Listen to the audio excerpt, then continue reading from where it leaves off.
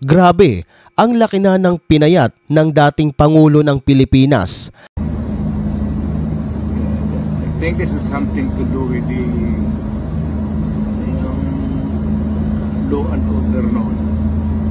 At eto na nga mga kapatid, dating Pangulong Duterte natagpo ang walang malay sa loob ng ICC ayon kay BP Sara. May mga natanggap silang impormasyon na natagpo ang walang malay si Duterte sa sahig sa kwarto niya sa ICC facility. Hindi daw agad nila ito nalaman at hindi rin sila inabisuhan ng pamunuan ng kulungan. Para sa kanya, malinaw itong pagpapabaya sa kalagayan ng dating Pangulo, lalo't matanda na ito at may iniindang karamdaman.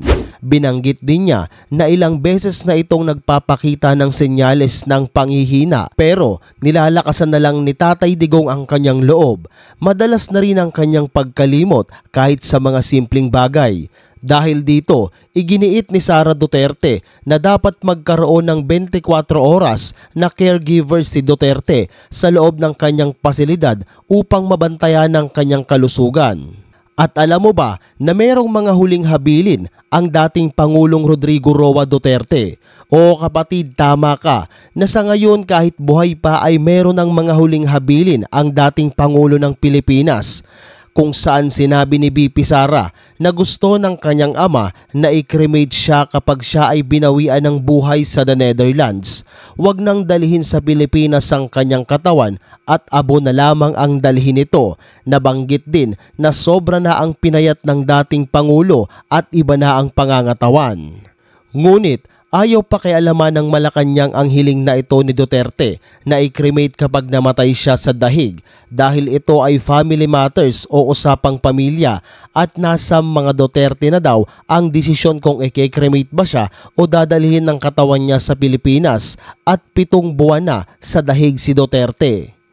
Kung babalikan natin noong Marso 11, 2025, dumating si Duterte sa Pilipinas o sa Ninoy International Airport saka inaresto ng PNP dahil sa warrant ng ICC para sa Crimes Against Humanity.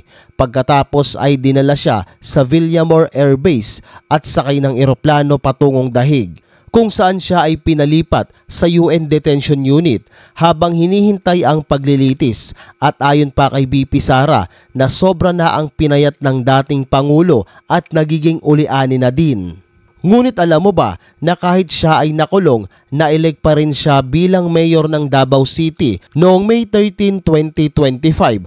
Inanunsyo siyang panalo bilang mayor ng Davao City kahit na siya ay nasa detention. Ganyan kalakas ang mga Duterte sa Davao. Ngunit dahil hindi niya magampanan ang tungkulin bilang mayor, ang anak niyang si Sebastian Baste Duterte na lang ang nagsilbing acting mayor mula pa noong June 30, 2025. Ang dahig ay isang detention unit, isang pasilidad na naiiba sa lahat. Hindi ito tulad ng mga kulungan na makikita natin sa mga balita na nagsisiksikan ang mga preso. Ito ay isang magarang kulungan kung saan ang pasilidad ay tinaguriang most humane penitentiary. Kumpleto sa gym, library, cable TV at maalinsangang selda. Ito ay tinatawag na Hague Hilton, ibang-iba sa mga karaniwang kulungan na nakikita natin.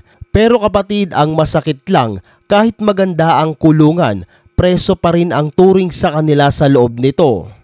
Mula March 2025 hanggang ngayong October 2, 2025, nananatili siya sa The Hague, Netherlands bilang detainee ng ICC. Walang ulat na bumalik siya sa Pilipinas at nananatili sa international custody habang hinihintay ang paglilitis at arraignment. Ayon naman kay Senator De La Rosa at Bongo na dapat dito na sa Pilipinas ginugugol ng dating Pangulo ang mga nalalabing sandali niya. Alam naman natin na matanda na si Duterte, kaya naman pumirma sila ng resolusyon na mapauwi na ng Pilipinas si Duterte. Habang si Robin Padilla naman ay naghain ng resolusyon para mapauwi si Duterte pabalik sa Pilipinas. Ngunit hindi ito tinanggap ng Senado, kaya hindi natuloy ang pagboto para sa kanyang repatriation. Sa halip, isang hiwalay na resolusyon ang tinalakay at pinagtibay ng Senado. Ang resolusyon na ito ay humihiling sa ICC na payagan si dating Pangulong Duterte na manatili sa ilalim ng house arrest habang inaasikaso ang kanyang kaso. Sa naging botohan, 50 na senador ang bumoto pabor, 3 ang tumutol at 2 ang nag-abstain o hindi nagpahayag ng malinaw na boto. Siyempre, may mga magtatanong dyan kung sino ang tumutol sa botohan na naganap. Ang 3 ito ay sina Risa Hontiveros, Kiko Pangilinan at Bam Aquino. Tutol sila sa panukalang ito. Alam mo ba kapatid na Pilipinas lamang ang bukod tanging pinagkalulo ang presidente o dating presidente? Alam mo ba na si Omar al-Bashir ng Sudan ay merong ding warrant arrest mula sa ICC pero hindi nila ito pinagkalulo bagkus sariling bansa na lang nila ang nagkulong sa kanya at ngayon hindi pa din ito ipinapadala sa dahig. May warrant ito para sa crimes at crimes against humanity kaugnay ng conflict sa Darfur. Si Benjamin Netanyahu, si Benjamin Netanyahu na presidente ng Israel, meron din yan warrant arrest sa ICC pero hindi pinagkalulo ng sariling bansa at kahit ganon patuloy pa rin siyang nanunungkulan sa sariling bansa. May warrant para sa alleged paggamit ng starvation bilang paraan ng digmaan at pagtarget sa mga sibilyan sa Gaza conflict. Pero kahit ganyan kalala ang sinasabing kaso niya sa ICI, walang nagawa ito. At ultimo si Vladimir Putin na presidente ng Russia ay merong din warrant sa ICC pero hindi pinagkalulo ng bansa. May arrest warrant ito ng ICC o International Criminal Court para sa unlawful deportation and transfer ng mga batang Ukrainian mula sa mga okupadong lugar ng Ukraine patungong Russia. Grabe yun. At si Duterte na pinagkalulo dahil sa crimes against humanity, dahil sa war on drugs at iba pang human rights violation. At sa ngayon, nandun na siya sa dahig. At alam mo ba na wala naman talagang magagawa ang ICC kung tinanggihan nito ang warrant para kay Duterte.